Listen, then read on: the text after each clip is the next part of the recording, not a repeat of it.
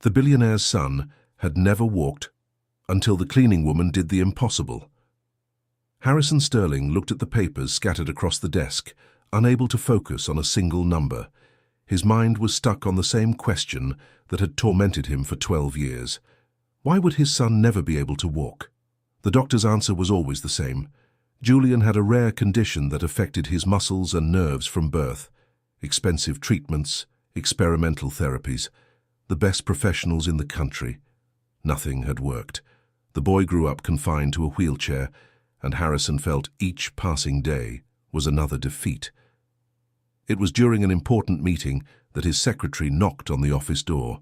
Harrison was about to dismiss her when she said something that made his heart clench. "Mr. Sterling, it's about Julian."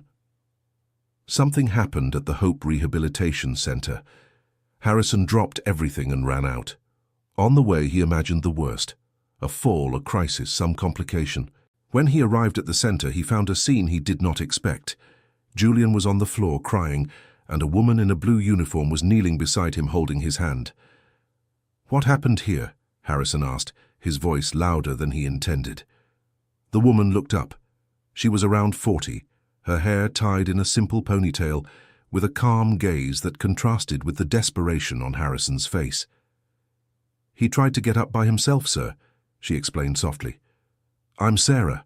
I work here in cleaning. I was passing by the hallway when I saw him falling." "You're the cleaning woman?" Harrison looked around. "Where is his therapist?" "She went to get some ice." The boy hit his knee. Harrison bent down and picked Julian up, feeling his son's small, fragile body trembling. The boy hid his face in his father's shoulder, and Harrison felt the wetness of tears soaking his shirt. "It's okay, son. You're fine," he murmured, but his own words sounded hollow. Sarah stepped away discreetly, returning to her cleaning cart. Harrison barely registered her presence as he carried Julian back to the wheelchair, but Julian turned his head and looked at the woman. "Thank you, Auntie," the boy said quietly. Sarah smiled and waved. Harrison didn't pay much attention to the moment. It was just another difficult day in an endless string of difficult days. In the following days, Harrison began to notice something strange. Julian, who was usually quiet and withdrawn after therapy sessions, was different. He asked about the center, wanted to know when he would return. Harrison thought it was just a phase. A week later, Harrison arrived early to pick up his son. The receptionist said Julian was still in therapy, so he decided to wait. That's when he heard laughter coming from the hallway. Genuine, joyful laughter that he hadn't heard in a long time. It was Julian's laughter. Curious, Harrison followed the sound. He reached one of the therapy rooms and looked through the glass window. Julian was sitting on the mat, and Sarah was beside him. She wasn't cleaning. She was talking to the boy, showing him something in an old, worn-out notebook. Harrison pushed the door and entered. Both turned, surprised. "What's going on here?" he asked, keeping his voice controlled. Sarah stood up quickly, putting the notebook away. "I'm sorry, Mr. Sterling, I was just... Julian asked me to stay with him for a bit while the therapist took an urgent call. You're paid to clean, not to look after my son." The words came out harsher than Harrison intended. He saw Sarah's face turn red, and Julian looked at the floor. "You're right, sir, I'm sorry," Sarah said, taking her cart and leaving the room. On the way back home, Julian was silent. Harrison tried to talk, but the boy just looked out the window. When they arrived, Julian asked to go straight to his room. Harrison stayed in the living room, feeling a strange weight in his chest. That night, Harrison couldn't sleep. He kept thinking about the scene he had witnessed. Sarah wasn't doing anything wrong. In fact, Julian seemed happy. When was the last time he had seen his son truly happy? The next day, Harrison had to travel for work. When he returned 3 days later, he went to pick up Julian from the Hope Rehabilitation Center. The boy was in the reception area, and his face lit up when he saw his father. "Dad, I have to tell you something," Julian said excitedly. "What is it, son?" "Auntie Sarah taught me something amazing. She said I can be strong even without walking." Harrison felt something tighten in his chest. He looked around and saw Sarah passing by in the hallway with her cart. She didn't look in their direction. During dinner, Julian wouldn't stop talking about Sarah. How cool she was, how she knew interesting stories, how she didn't pity him like other people did. She said her son also had trouble walking when he was little, Julian shared, but she helped him and now he plays soccer. Harrison stopped eating. She has a son? Had, Julian corrected, his voice growing quieter. She doesn't like to talk about it much, but she said she understands how I feel. That night, Harrison kept thinking about his son's words. Had. Sarah had a son. What had happened? And why was she working as a cleaner in a rehabilitation center? The following week, Harrison decided to arrive early at the center. He told the secretary he wanted to observe Julian's session without the boy knowing. He stayed in an adjacent room, from where he could see through a mirror. The therapist was working with Julian, doing the usual exercises. The boy cooperated, but without much enthusiasm. When the session ended, the therapist went out to get some water, and Julian was left alone for a few minutes. That's when Sarah passed by the hallway. Julian saw her and waved. She hesitated, looked around, and then entered the room. "Hi, Auntie Sarah," Julian said, smiling. "Hi, champ. How was it today?" "Tiring. Dr. Martha said I need to push harder, but it hurts a lot." Sarah knelt beside him. "Can I show you something?" Julian nodded yes. Sarah placed her hands on the boy's legs around the knee area. "Can you feel when I press here?" "Yes, I can." "And here?" She moved her hands to his ankles. "Yes, there too." "Great. That's very good, Julian. It means your nerves are working. Now tell me something. Do you really believe you'll never be able to walk?" Julian was quiet for a moment. "The doctor said it's very difficult, that I have a rare condition." "Difficult is not impossible," Sarah said, her voice firm but gentle. "My son also had trouble walking. The doctors said the same thing. But you know what I did?" "What?" "I believed in him. And I made him believe in himself. Every single day, without exception, I worked with him. Not the way the doctors did, with machines and boring exercises. I played with him, made him laugh, and little by little he got stronger." "But how?" Julian asked, his eyes shining with something Harrison recognized as hope. "There are many ways to strengthen the body, Julian, and the most important one is to strengthen the mind first. If you don't believe you can, your body will never really try." Harrison watched the scene, completely absorbed. He had never seen anyone talk to Julian that way. Everyone treated the boy's condition as a definitive sentence. Sarah was planting something different, hope. The therapist returned, and Sarah quickly said goodbye and left. Harrison stood there, thinking. Could she be right? Had all these years of expensive treatments failed because they were missing something simpler? Faith. Dear listener, if you're enjoying the story, please take a moment to like and especially subscribe to the channel. It really helps us who are just starting out. Now continuing. In the days that followed, Harrison began to pay more attention. He noticed that Julian was different, more animated, more present. The boy started asking questions about his own body, about how muscles worked, about what he could do to improve. Harrison also began to notice Sarah. She was always around, but never intrusively. She cleaned the hallways, organized the rooms, but always had time to wave to Julian or say a word of encouragement. One afternoon, Harrison made a decision. He waited for Sarah to finish her shift and approached her in the parking lot. "Sarah, can I talk to you?" She seemed surprised but nodded. "Of course, Mr. Sterling. I wanted to apologize. For the way I spoke to you last week, it was rude." Sarah shook her head. "You don't need to apologize. I understand. You were protecting your son." "Still, it was wrong." Harrison took a deep breath. "Julian told me about your son, that he had trouble walking." Sarah's face changed. The open, friendly expression closed off a little.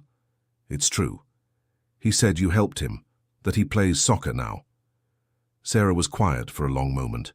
When she spoke, her voice was heavy with emotion. "My son's name is Caleb. He was born premature, with several problems. The doctors said he would probably never walk, but I didn't accept that. I worked with him every day for years, and today he's 15 and a normal, healthy boy." "How did you do it?" "With patience, with love, with persistence." Sarah looked directly into Harrison's eyes. "And with the certainty that he was capable. even when no one else believed it. Harrison felt something stir inside him, a mix of admiration and shame. "Why do you work here as a cleaner?" Sarah gave a sad smile. "Because I need to pay the bills. Caleb goes to a private preparatory academy. I want him to have the opportunities I never had. And this job pays reasonably well, has flexible hours that allow me to be present in his life. But you clearly have knowledge about rehabilitation. You could work as a therapist." "I don't have a degree. Everything I know I learned on my own, researching, experimenting with Caleb. No rehabilitation center would officially hire me to do therapy." Harrison grew thoughtful. "What if I hired you?" Sarah blinked. "What do you mean?" "To work with Julian. Not officially as a therapist, but as a personal assistant. You could help him the way you helped your son." Sarah shook her head immediately. "Mr. Sterling, I can't promise anything. Julian's case could be completely different from Caleb's. I don't want to create false hope. I'm not asking for promises. I'm asking you to try. Julian is happy around you. That's already worth something." Sarah hesitated. Harrison saw the conflict in her eyes. "I need to think." "All right. But think fast. Julian needs you." Sarah left and Harrison stood there, wondering if he had done the right thing. 2 days passed without an answer. Harrison was beginning to think Sarah had decided to refuse when he received a call from her. "Mr. Sterling, it's Sarah. I accept, but on one condition." "What is it?" "I don't want Julian to know he's being treated. I want him to think we're just friends, that we're playing. If he knows it's therapy, he'll create expectations and pressure, and that could get in the way." Harrison thought for a moment. It was a completely different approach from everything he had tried before. "All right, as you wish." And so, Sarah began going to Harrison's house 3 times a week.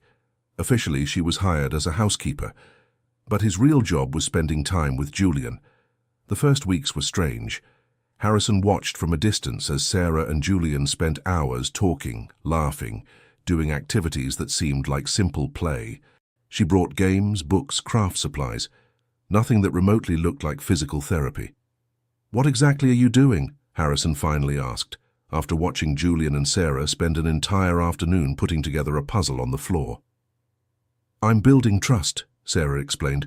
"Julian needs to feel safe, valued, capable. Only after that can we work on the physical." Harrison wasn't sure he believed it, but he decided to trust. After all, nothing else had worked. It was in the 4th week that something changed. Harrison was in his office when he heard a shout from the living room. He ran there and found Julian on the floor, propped up on his arms, trying to rise. Sarah was kneeling beside him, not helping, just watching.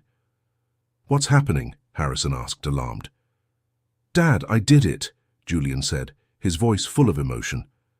"I held myself up for 5 seconds. Harrison looked at Sarah, confused. "We were playing statue," she explained. "Julian said he wanted to try to stand still like a statue. I said he could try it his way, and he managed to hold himself up on his own arms. But he could get hurt. He's on the mat I brought, and I'm right here beside him. I won't let anything bad happen." Julian looked at his father, his eyes shining. "Can I try again?" Harrison wanted to say no. He wanted to pick up his son and put him back in the chair, where he was safe. But something in Julian's look made him hesitate. It was the same hope he had seen weeks ago, and it was real. "You can," he said, his voice coming out hoarse. Julian tried again, and again, and again, each attempt lasting a little longer. Harrison watched, feeling something he hadn't felt in years: pride. That night, after Sarah had left, Harrison sat by Julian's bedside. "Son, are you happy?" "I am, Dad. Auntie Sarah is really cool." "She is," Harrison agreed. "But I need to tell you something. I don't want you to be sad if things don't happen the way you hope." Julian looked at his father with a wisdom that seemed beyond his 12 years. "I know, Dad. Auntie Sarah already talked to me about that. She said getting better doesn't necessarily mean walking. It means getting stronger, happier, more able to do the things I want. And that's already happening." Harrison felt his eyes sting. When was the last time he really talked to his son about hopes and dreams? When was the last time he asked what Julian really wanted, instead of just assuming he knew? "You're very smart, you know." Julian smiled. "I got it from you." Harrison laughed, surprised by the joke. And then he realized something. Julian was making humor. He was opening up. He was becoming a child again. The following months were transformative. Julian began doing things Harrison never imagined. With Sarah's help, he learned to crawl across the floor using his arms. He learned to sit unsupported. He learned to hold heavy objects and to use strength in his arms. But more than the physical achievements, Julian was changing emotionally. He laughed more, talked more, had opinions, made plans. He seemed finally to be living, not just existing. Harrison was changing too. He began coming home earlier, wanting to spend time with his son. He began asking about Julian's day, really listening to the answers. He began playing with him, something he had never done before. And he began to notice Sarah in a different way, not just as the woman helping his son, but as an extraordinary person. She had infinite patience, a practical wisdom born of lived experience, and an inner strength that Harrison admired deeply. It was during a dinner that Harrison gathered his courage. "Sarah, would you like to have dinner with Julian and me tonight, as a thank you for everything you've done?" Sarah hesitated. "Mr. Sterling, I don't think that's appropriate." "Please," Julian insisted. "And I'd like it too." She accepted, but the meal was awkward. Sarah was clearly uncomfortable, and Harrison didn't know how to break the tension. It was Julian who saved the situation, starting to tell funny stories about the games he and Sarah used to play. After dinner, Harrison walked Sarah to the gate. "Thank you for accepting the invitation," he said. "It was nice," Sarah admitted. "Julian is a wonderful boy. He's that way because of you." Sarah shook her head. "No. He was always wonderful. He just needed someone to believe in him." "And I didn't believe," Harrison said, his voice heavy with regret. "I spent 12 years seeing my son as a problem to be solved, not as a person to be loved." "You're not the first father to do that, and you won't be the last," Sarah said gently. "What matters is that you're changing now." Harrison looked at her, really looked. He saw a woman who had faced hardships he could only imagine, who had raised a son alone, who worked hard every day but never lost her kindness or hope. "How do you do it?" he asked. "How do you stay so positive despite everything?" Sarah gave a sad smile. "Because I have no choice. Caleb needs me to be strong, and Julian needs me to be strong too. And deep down, we all need to believe that tomorrow can be better than today." That night, Harrison lay awake for hours, thinking about Sarah's words. The months turned into a year. Julian turned 13, and Harrison threw a party. It was the first time the boy had friends over since he was very little. Sarah helped organize everything, and Harrison watched as Julian laughed and played with the other children. He wasn't walking, but he was living. It was after the party that Sarah asked to speak with Harrison. "Mr. Sterling, I need to tell you something." Harrison felt his stomach tighten. From her tone, it wasn't good news. "What is it?" "Caleb was accepted to a university in another city. It's an incredible opportunity for him. But I would need to move too, at least for the first few months until he settles in." Harrison felt the world crumble. "For how long?" "I'm not sure. Maybe 3 months, maybe more." "And Julian?" Sarah looked at the floor. "I've taught him everything I can. He's strong, confident. He has an exercise routine he can continue on his own. And you're here for him now, in a way you weren't before." Harrison knew she was right. Julian really was better. But the idea of Sarah leaving was painful in a way he hadn't expected. "What if I asked you to stay?" Sarah looked up, surprised. "Mr. Sterling." "Harrison. You can call me Harrison." "Harrison," she corrected, her voice soft. "Caleb is my son. I need to do what's best for him." "I know. And I wouldn't ask you to choose between him and Julian. It's just—" Harrison stopped, searching for the right words. "I just don't want you to go." Sarah was quiet for a long moment. I don't want to go either. Julian has become very special to me, and you— She stopped, blushing. You have too. Harrison felt his heart race. Sarah, No, she gently interrupted him. Don't say anything now, not while you're emotional, not while I'm involved with your son as his caregiver. It would complicate everything. What if I didn't care about complications? But I do, Sarah said firmly. I need to go, Harrison. Caleb needs me.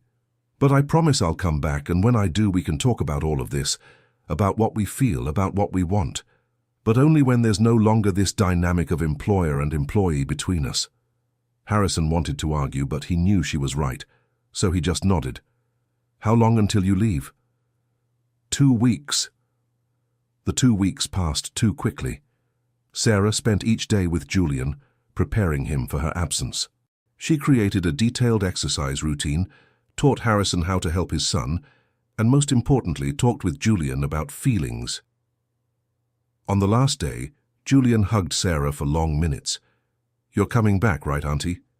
Yes, I am, champ, I promise. Do you really promise? I promise, 3 months at most, and you know how to send messages so we can talk any time. After Julian went to his room, Sarah said goodbye to Harrison. Take good care of him. I will, Harrison promised. And Sarah? Yes? Thank you for everything, for believing in my son when I couldn't, for teaching me to be a better father, for— He stopped, emotional. For coming into our lives. Sarah smiled, her eyes shining with unshed tears. I came because I needed to. You needed me too. Sometimes the right people appear at the right time. She left, and Harrison stood there, feeling a void he hadn't felt in a long time. The first days without Sarah were difficult. Julian was quiet, doing his exercises mechanically but without enthusiasm. Harrison tried to cheer up his son, but he himself was disheartened. It was in the first week that something unexpected happened. Harrison was at the office when he received a call from the Hope Rehabilitation Center. Mr. Sterling, this is Dr. Martha. I'd like to speak with you about Julian. Harrison felt his stomach tighten. Is something wrong? Nothing serious, but I've noticed significant changes in Julian over the last few months. He's much stronger, more coordinated. I'd like to run some new tests, see if there's been any change in his condition. Harrison agreed, hopeful but afraid of being disappointed again. The tests were done the following week. Harrison anxiously waited for the results, not telling Julian anything to avoid raising expectations. When Dr. Martha called with the results, Harrison was in a meeting. He excused himself and left the room. Mr. Sterling, the results are surprising, the doctor said, her voice full of admiration. Julian's muscles are significantly more developed. The nerves are responding better to stimuli. There are signs of improvement that I frankly didn't expect to see. Does that mean? It means there is a real possibility of Julian developing more mobility. I can't guarantee he will walk, but there is a chance. A real chance. Harrison felt his legs go weak. He leaned against the wall, trying to process the information. What do we do now? Continue the work. Whatever you've been doing these last few months, keep doing it. It's working. Harrison hung up the phone and stood there, tears streaming down his face. Sarah. It was all because of Sarah. She had done in 1 year what the best doctors couldn't in 12. He wanted to call her immediately, but hesitated. Sarah was with Caleb, helping him adjust to university. She had her own life, her own priorities. But then he thought of Julian. The boy deserved to know. He deserved to have real hope, not just the vague hope Sarah had planted, but hope based on medical evidence. Harrison called Sarah. She answered on the 3rd ring. Harrison, is everything okay? Is it Julian? Everything's okay. Better than okay, actually. He took a deep breath. Sarah, the doctors ran new tests on Julian. They saw real improvements, significant ones. They said there's a possibility he could develop more mobility. There was silence on the other end of the line. When Sarah spoke, her voice was choked up. Really? Really, because of you, because of your work, your dedication, your faith in him. No, Sarah said firmly. Because of Julian. Because of his strength, his determination. I just showed him the way. He's the one who walked it. Harrison laughed, the tears still falling. You're incredible, you know that. I'm just a mother who knows what it's like to fight for her son. They talked for a few more minutes, and Harrison hung up feeling lighter than he had in weeks. When he told Julian the news, the boy reacted unexpectedly. Instead of jumping for joy, he just nodded thoughtfully. Does that mean I'm going to walk? It means there's a chance, a good chance. Julian was quiet for a moment. What if I can't? Will you be upset? The question hit Harrison like a punch. He knelt in front of his son and held his hands. Julian, listen to me. I'm already proud of you. Prouder than words can say. If you walk, that will be wonderful. If you don't, you'll still be my extraordinary son who has overcome so much. Your condition doesn't define who you are. Julian hugged his father, and Harrison felt the lump in his throat that always came when he realized how close he had come to losing his connection with this amazing boy. The following months were hard work. Harrison implemented the routine Sarah had created, and Julian dedicated himself with impressive determination. They spoke with Sarah almost every day, and she guided them from afar. It was in the 3rd month, exactly when Sarah had promised to return, that something extraordinary happened. Harrison was helping Julian with his exercises when the phone rang. It was Sarah. Harrison, I'm coming back. Caleb is settled. He has friends. He's doing well. I can come back. When? Tomorrow, if you still want me to. Of course we do, Harrison said without hesitation. Julian will be so happy. And you? I'll be happy too. Very happy. Harrison decided to surprise Julian. He didn't tell him Sarah was coming back. The next day, when she arrived, Harrison took her straight to the room where Julian was doing his exercises.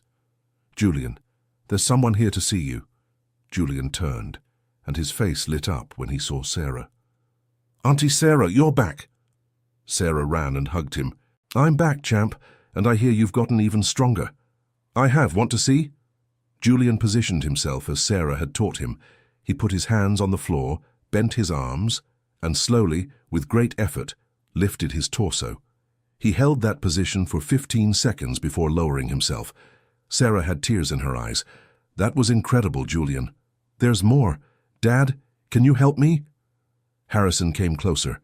Together, he and Julian positioned the boy standing, with Harrison holding him by the waist. Julian gripped the parallel bars they had installed in the room. And then, slowly, very slowly, Julian moved one leg forward. It was a small, shaky movement, but it was a step, a real step. Sarah covered her mouth with her hands, sobbing. Harrison was crying too. And Julian was smiling the most radiant smile Harrison had ever seen. I did it, the boy said, his voice full of emotion. Auntie Sarah, I took a step. Sarah came closer and hugged Julian, still on the parallel bars. You did. You are so strong, so brave. That night after Julian went to sleep, Harrison and Sarah stayed in the room, talking. You were right, Harrison said. About everything. About believing in him. About being patient. About doing things differently. I had hope, not certainty. But I always had hope. Harrison held her hand. Sarah, when you said we could talk when you got back, were you serious? I was. Then can I tell you now that you changed my life? What made me see my son in a completely new light? What taught me to be a better father, a better person? Sarah took his hand. You can say it. And I can tell you that you changed my life too. You showed me that not all wealthy men are insensitive. You gave me the chance to use my knowledge to help another child. You made me feel valued in a way I hadn't felt in a long time. And now? Now, Sarah said, smiling, we see where this takes us. No pressure, no unrealistic expectations, just let's see. Harrison smiled. It was all he needed to hear. The following months were transformative in more ways than one. Julian continued to progress. The small, shaky steps became firmer, more confident.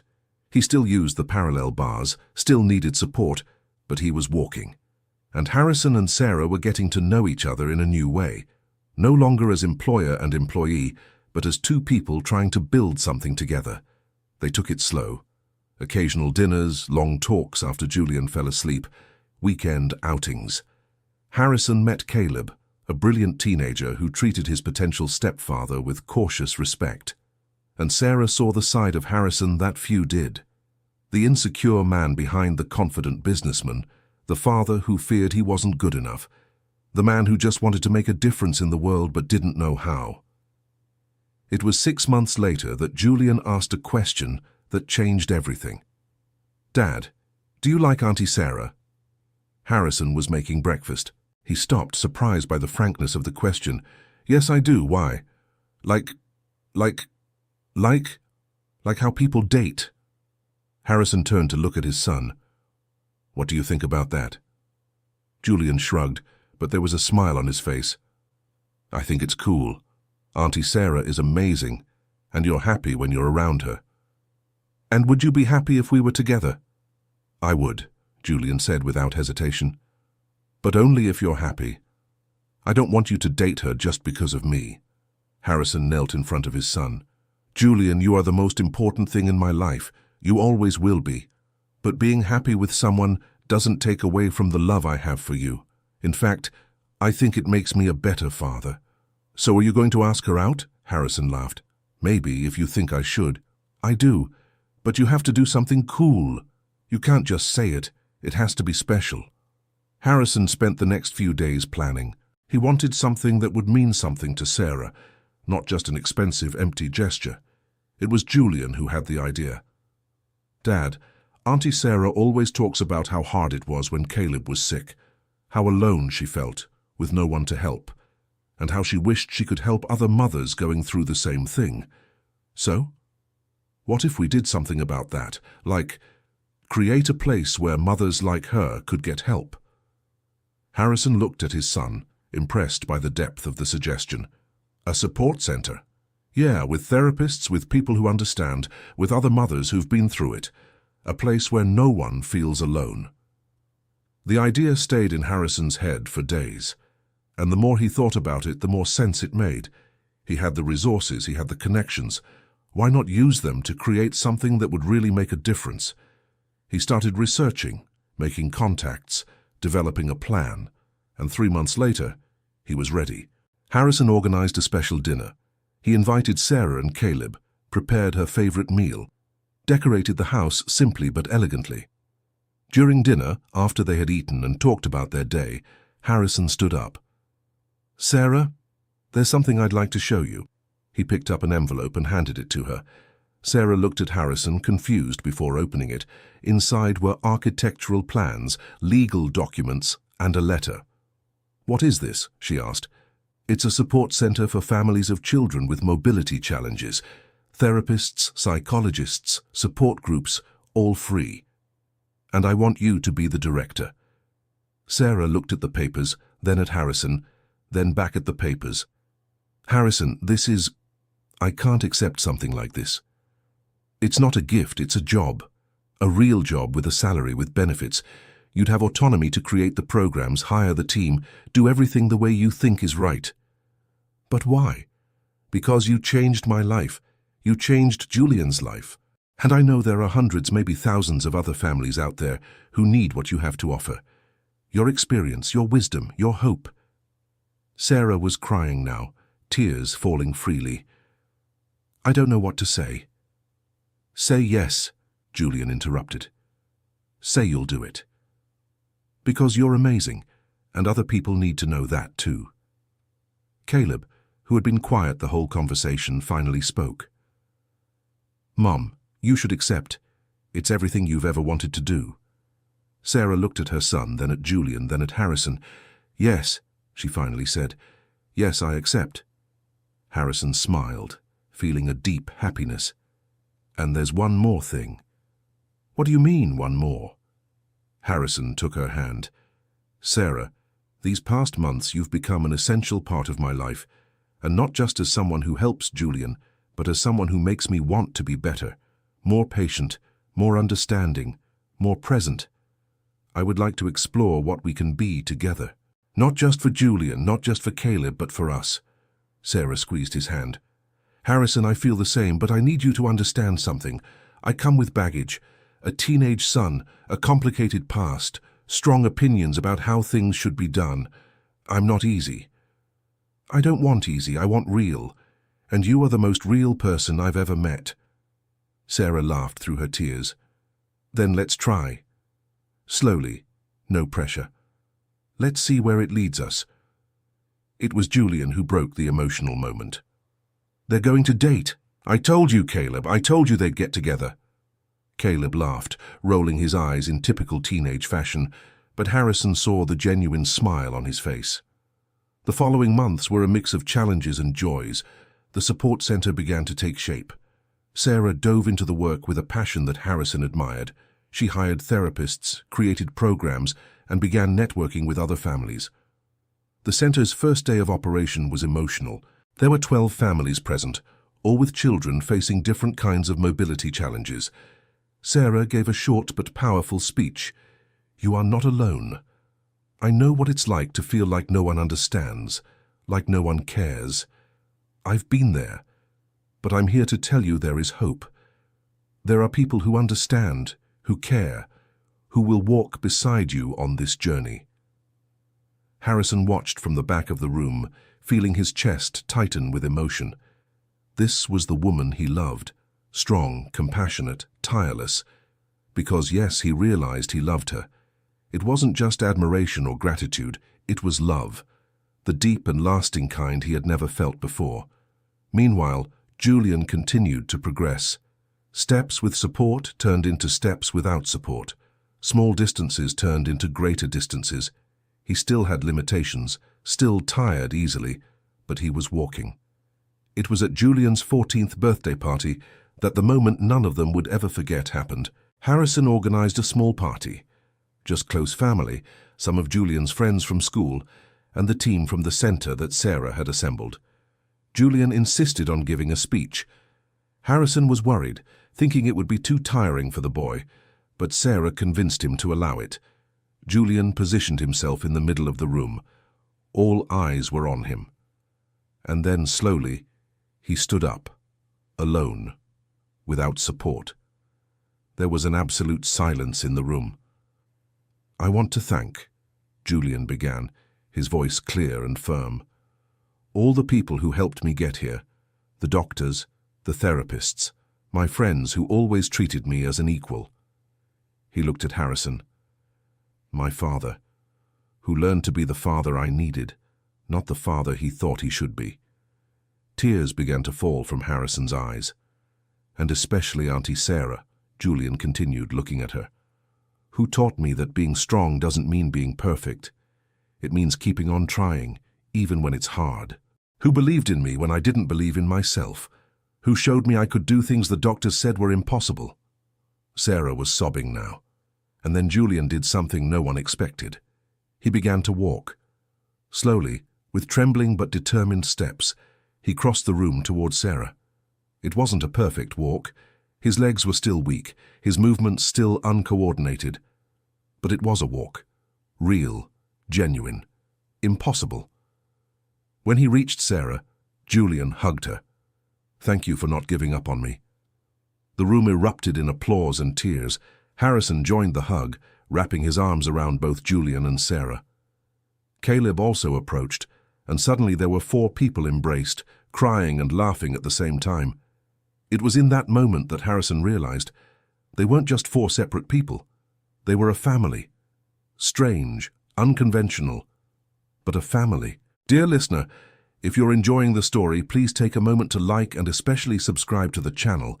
It helps us a lot as we're just starting out, now continuing. The following months brought new challenges. The support center grew rapidly. More families sought help, more therapists were hired, more programs were created. Sarah was constantly busy, and Harrison found himself having to learn to divide his time between work, Julian, and his relationship with Sarah. There were difficult moments, arguments about boundaries, about expectations, about how to build a blended family. Caleb, although he liked Harrison, sometimes felt jealous of the attention his mother gave to Julian. And Julian, although he adored Sarah, sometimes missed the moments when it was just him and his father.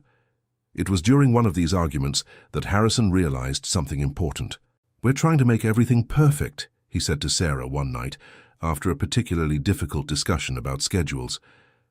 "But perfect doesn't exist. We just need to be real." "What do you mean?" "I mean we're going to mess up. We're going to have bad days. Caleb will get upset sometimes, Julian will get upset sometimes, we will get upset sometimes. And that's okay. We don't have to fix everything immediately. We just need to love each other enough to work on it together." Sarah looked at him for a long moment and then smiled. "When did you get so wise?" "An amazing woman taught me." It was after that conversation that things began to improve. They stopped trying to be perfect and started just being. Family dinners were sometimes chaotic, with Caleb and Julian arguing over which movie to watch. Weekends were sometimes stressful, with 4 people trying to coordinate 4 different schedules. But there were also moments of pure joy. Afternoons at the park, with Julian practicing his walking while Caleb played frisbee. Game nights with laughter and healthy competition. Deep conversations about life, about dreams, about fears. And slowly, very slowly, they became a unit. Not just 4 people living together, but a real family. It was a year after that special dinner that Harrison decided to take the next step. He planned everything carefully. A weekend at a Hamptons beach house, just the 4 of them. Nothing extravagant, just time together. On the last day as they watched the sunset, Harrison asked for everyone's attention. "I have something to ask," he said, nervous in a way he rarely was. Sarah looked at him, confused. "Harrison, what?" "Sarah, these last 2 years have been the best of my life. You taught me how to be a better father, a better person. You built something amazing with the support center. You brought our family together in a way I didn't even know was possible." He knelt down and Sarah covered her mouth with her hands. "But before I ask what I want to ask, there's something I need to do first." Harrison turned to Caleb. "Caleb, I know I can never replace your father, and I don't want to. But I would like to have the honor of being in your life, of supporting you, of being someone you can trust. Can I do that?" Caleb, who rarely showed emotion, had tears in his eyes. "Yes, you can, Harrison." Harrison nodded, feeling relief. Then he turned to Julian. "Julian, are you okay with this? With Sarah officially becoming part of our family?" Julian rolled his eyes, but he was smiling. "Dad, I've considered her family for a long time, so yes, I'm more than okay." Finally, Harrison turned back to Sarah. "Sarah Jenkins, will you marry me?" Sarah was crying now, laughing and crying at the same time. "Yes, I will." Harrison placed the ring on her finger, and then Caleb and Julian hugged them. They stayed there, the 4 of them together, watching the sun set over the ocean. The wedding was small and intimate, just close family and friends from the support center. Julian was the best man, Caleb the other best man. The ceremony was simple, but full of love. During the vows, Harrison promised not only to love Sarah, but to continue being the man she inspired him to be. Sarah promised not only to love Harrison, but to continue being the strength he and Julian needed. And when the officiant pronounced them husband and wife, Julian stood up and walked to the altar. Alone, without help, with firm and steady steps. "I wanted to hug you," he said simply. It was the best gift any of them could have received. The following years were not easy. There were challenges with the blended family, with the support center that was constantly growing, with Julian who still had bad days where his muscles wouldn't cooperate. But there were also joys. Caleb graduated from university with honors and decided to become a teacher. Julian developed a passion for computers and started creating apps to help other children with mobility challenges. The support center grew to 3 different locations. Sarah trained other directors, but kept an active role, never forgetting where she came from. And Harrison? Harrison learned that success wasn't measured in money or business, but in moments. Moments like watching Julian take his first steps. Moments like seeing Sarah shine while helping another family. Moments like having dinner with Caleb and hearing about his plans for the future. It was 5 years after the wedding that Julian turned 18. For his party, he didn't want anything extravagant, just a backyard BBQ with family and friends. During the party, Julian asked for everyone's attention. "I wanted to say something," he began. "When I was little, the doctors said I would never walk, and for a long time I believed them. I thought my life would always be limited, always different." He looked at Sarah. "But then an amazing woman came into my life and showed me that limitations are just challenges waiting to be overcome. That being different doesn't mean being less, that I could do anything as long as I believed in myself." Sarah had tears in her eyes. "Today I don't just walk, I run. Maybe not as fast as other people, maybe not for very long, but I run. And more than that, I live. I have friends, I have plans, I have dreams." Julian turned to Harrison. "And I have a father who learned that love isn't about giving someone everything, but about being present, who learned to listen, to understand, to support without smothering." Harrison wiped the falling tears. "I have a family that isn't perfect, but it's real. And that is more valuable than anything money could buy." Julian raised his glass. "So I want to make a toast to family, to perseverance, and especially to the people who believe in us when we don't even believe in ourselves. To my mother, Sarah, who gave me the courage to try the impossible." Everyone raised their glasses and toasted, and as Harrison looked around, seeing the people he loved, he realized something. The journey hadn't been about making Julian walk. It had been about learning to live, for all of them. Sarah had taught Julian to walk, but in the process, she had taught Harrison to be a father. She had taught Caleb that families can come in different forms, and she had learned for herself that it's never too late to find love and purpose. Dear listener, if you're enjoying the story, please take a moment to like and especially subscribe to the channel. It helps us a lot as we're just starting out. Now continuing. The years kept passing, each bringing new challenges and new joys. The support center Sarah had created became a benchmark. Families came from neighboring towns seeking help, and Sarah never turned anyone away. But it was when Julian turned 21 that something extraordinary happened. He graduated from university with a degree in computer science and announced he had developed a revolutionary app. "It's a personalized exercise program for people with mobility challenges," he explained during the celebration dinner. "It uses artificial intelligence to adapt the exercises to each person's specific needs. And the best part, it's completely free." Sarah held his hand, proud. "Julian, that's wonderful." "I learned from the best," Julian said, smiling. "You always said knowledge should be shared, not kept. So I want everyone who has gone through what I went through to have access to this." Julian's app went viral. Within 6 months, it was being used by thousands of people around the world. Julian was invited to give talks, interviews, and attend events. But he never forgot where he came from. Every month, he set aside a day to visit Sarah's support center and work directly with the kids, showing them it was possible to overcome limitations. It was during one of these visits that Sarah noticed something.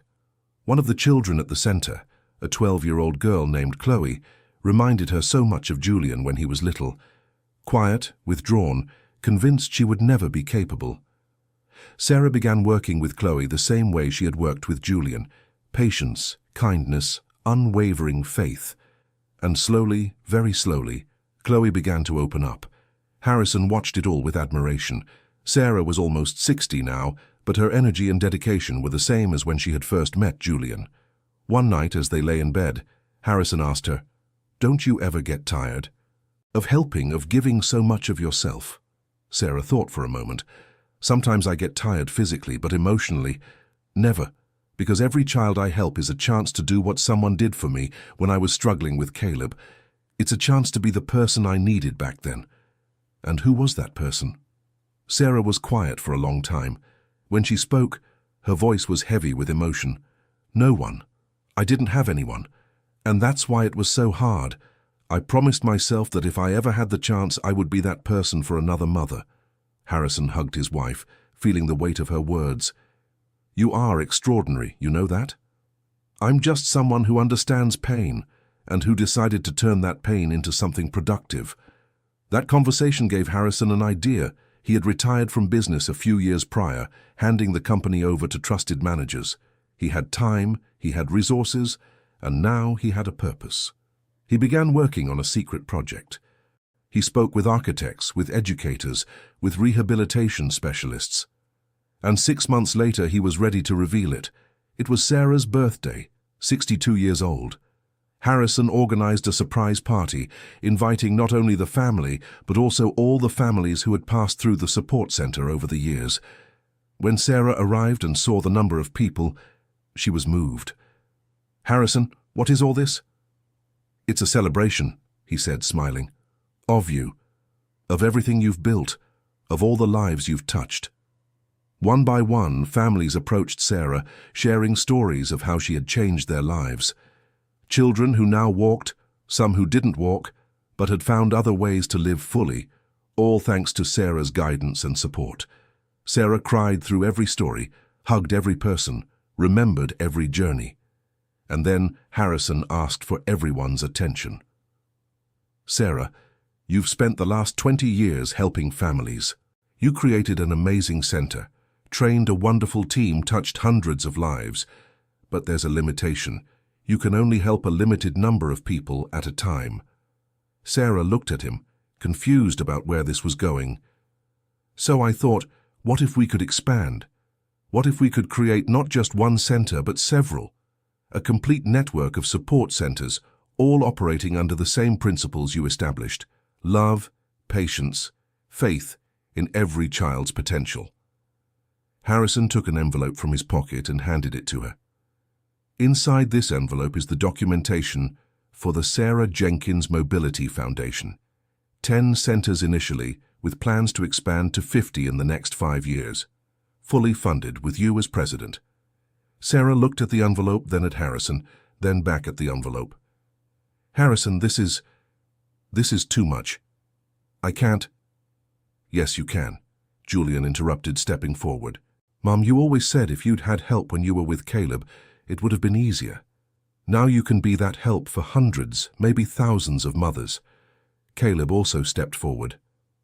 "And you won't do it alone. I've just accepted a position as the Foundation's educational coordinator. I'll develop training programs so other people can replicate what you do.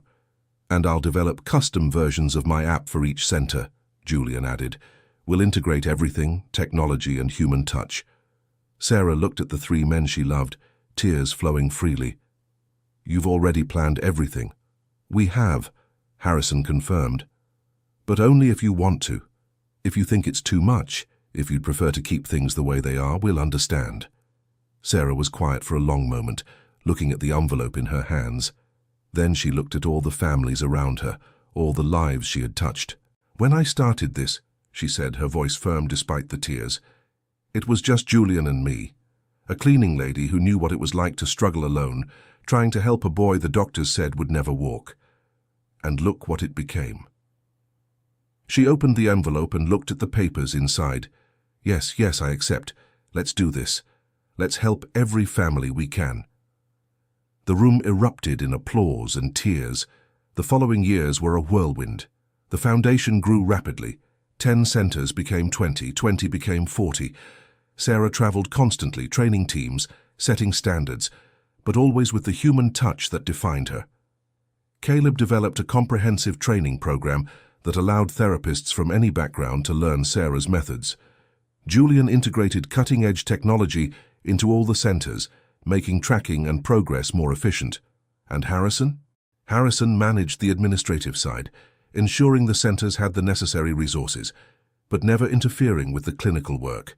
He had learned that his role was to support, not to control. It was when Sarah turned 65 that she decided to do something different. "I want to write a book," she announced during a family dinner. "A book about what?" Caleb asked. "About everything. About my journey with Caleb, about meeting Julian, about building the foundation. But more than that, about what I've learned, about faith, about perseverance, about believing in people when they don't believe in themselves." "That's a great idea," Harrison said. "Your stories need to be told." Sarah spent the next year writing. It was months of reminiscing, of revisiting painful and joyful experiences. Harrison, Julian, and Caleb supported her, sharing their own perspectives. When the book was published, titled Steps of Faith, A Journey from Impossible to Possible, it became an instant success, not just among families dealing with mobility difficulties, but among anyone facing challenges that seemed insurmountable. Sarah went on a speaking tour, sharing her story, and in every city, at every talk, she ended the same way. Impossible is just a word we use when we're afraid to try. But I'm here to tell you that the impossible only exists if we let it. If we believe in ourselves, if we have patience, if we have faith, we can do things others call miracles. But they aren't miracles, they're just the results of hard work, unconditional love, and a refusal to give up.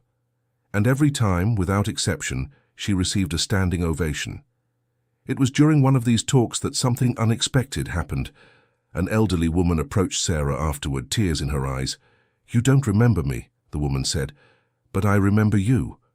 Sarah looked at her, trying to place her. "I was Julian's therapist, Dr. Martha. I worked at the Hope Rehabilitation Center, where you were a cleaner." Sarah remembered immediately. "Dr. Martha, of course I remember." "I wanted to apologize to you," the woman said, her voice trembling.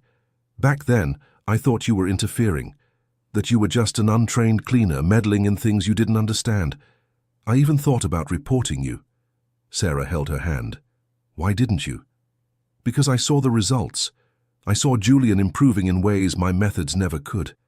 I saw the joy returning to him, and I realized I was wrong, that sometimes lived experience is worth more than diplomas." "You weren't wrong," Sarah said gently. "You were protecting your patient. There's nothing wrong with that." "But I was closed off to possibilities, to different methods. You taught me that there are many forms of healing, and that changed my entire career afterward." The two women embraced, years of misunderstandings dissolving in that moment. It was that same month that Julian made an announcement that surprised everyone. "I'm getting married," he said during the family dinner. Sarah nearly dropped her glass. "What? To whom?" Julian smiled, a little embarrassed. "You remember Chloe? The girl Mum started helping years ago." "The girl from the center?" Harrison asked. "The very one." "Well, she's 23 now, and we reconnected a few months ago. She works as a psychologist at the center, helping other kids, and we fell in love."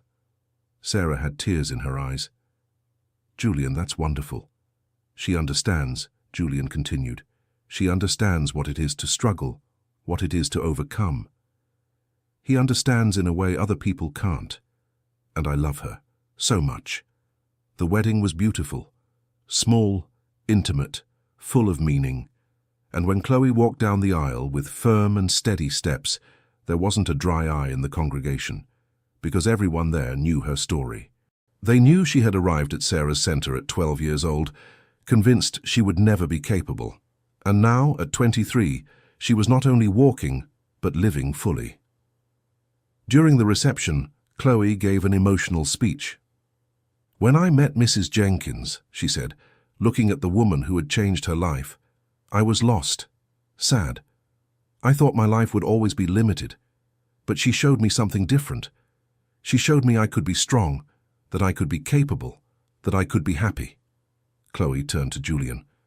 "And then I met you, a man who had been through the same struggles, who understood the same pains, but who also understood the same joys, the same victories. You showed me I wasn't alone." She raised her glass. "So I want to make a toast to Mrs. Jenkins, who never gives up on anyone, to Mr. Sterling, who supports without question, to Caleb, who expanded that vision, and to my new husband Julian, who is living proof that impossible is just a word." The whole room toasted, and Sarah hid her face in Harrison's shoulder, too moved to speak. The years kept passing. The foundation expanded to 100 centers. Sarah's book was translated into 15 languages. Julian and Chloe had a son, a healthy child who loved to run. And Harrison? Harrison watched it all with deep contentment. He was 70 now, but felt more alive than ever. One night, as they watched their grandson playing in the garden, Sarah turned to him. "Do you regret anything?" Harrison thought for a moment. "I regret not seeing Julian's potential sooner. wasting years focusing on curing instead of loving, but I don't regret anything that came after. Me neither, Sarah agreed. Everything led to this, to the people we are now, to the family we built, to the work we do. You saved my son, you know, Harrison said, his voice thick with emotion. Not just physically, emotionally, spiritually, you saved him. No, Sarah gently corrected. I just showed him what was already there. The strength, the determination, the capability. It was always inside him. He just needed to believe. Harrison took her hand. Even so, thank you, for showing up that day at the center, for believing when no one else did, for being you. Sarah smiled, squeezing his hand. Thank you for letting me in, for trusting me, for building all this with me. They sat there, watching their grandson play, reflecting on the incredible journey that had brought them there. It was 6 months later that Sarah received news that left her speechless. She had been nominated for an international award for philanthropy and social impact. Sarah, this is huge, Harrison said when she told him. People from all over the world recognizing your work. It's not my work, Sarah insisted. It's our work. Yours, Julian's, Caleb's, the whole foundation team's. But it started with you. With your faith, your vision, your refusal to accept the impossible. The award ceremony was in a major city, with hundreds of people present. Sarah was nervous, but Harrison held her hand throughout the event. When they called her name, Sarah walked onto the stage with measured steps. She was nearly 70 now, but her posture was upright, her gaze steady. It is an incredible honor to receive this award, she began, but I cannot accept it alone, because nothing I have done was alone. She looked out at the audience, searching for the familiar faces. 25 years ago, I was a cleaner at a rehabilitation center. I had fought alone to help my son overcome difficulties that doctors said were impossible, and when I saw another boy struggling in the same way, I couldn't just stand by and do nothing. Sarah paused, emotional. That boy, Julian, taught me as much as I taught him. He showed me that love and determination can overcome any diagnosis. That faith isn't about religion. It's about believing in human potential. She looked directly at Julian in the audience. Today, that boy is a successful man, a loving husband, a dedicated father. He doesn't just walk, he runs, he lives, and all because he refused to accept limitations. Sarah turned back to the audience. This award isn't mine. It belongs to every mother who refused to give up, to every father who learned to love differently, to every child who fought when it would have been easier to quit, to every therapist, every volunteer, every person who believes everyone deserves a chance. The room erupted in applause that lasted several minutes. After the ceremony, as the family gathered to celebrate, Julian pulled Sarah aside. "Mum," he said, using the term he had started using years ago, "I need to tell you something." Sarah looked at him, worried by his serious tone. "What is it?" "Chloe is pregnant. Again. And the doctors say the baby might have the same condition I had." Sarah felt her heart tighten. "And how are you dealing with it?" Julian smiled, and there was peace in his smile. "With hope. Because if there's one thing I learned from you, it's that conditions don't define people. And if our son has to fight like I fought, at least he'll have a family that understands, that believes, that will be there every step of the way." Sarah hugged him tight. "And he'll have the best grandma in the world to show him the way." Exactly. The baby was born 6 months later, a boy whom they named Caleb Harrison. And yes, he had the same condition Julian had had, but this time it was different. From day one, Caleb Harrison was surrounded by love, by faith, by the certainty that he was capable. Sarah worked with him the same way she had worked with Julian. Harrison supported in the way he had learned to support. Uncle Caleb trained the family in all the latest techniques, and Julian was the father Harrison had learned to be, present, loving, patient, always believing. Caleb Harrison took his first steps at 5 years old. It was at a family gathering with everyone present. When he walked, trembling but determined, from Chloe's lap into Julian's arms, there wasn't a dry eye in the room. Sarah, now 75, watched with tears of joy. "It's a cycle," she said to Harrison. "From pain to healing, from healing to teaching, from teaching to a new generation. That's how we change the world, one child at a time." Harrison kissed the top of her head. "You changed the world, Sarah, in ways we're still discovering." That night, after everyone had left, Sarah and Harrison sat on their terrace looking at the stars. "Are you tired?" Harrison asked. "I am," Sarah admitted, "but it's a good tired, the tiredness of a life well lived."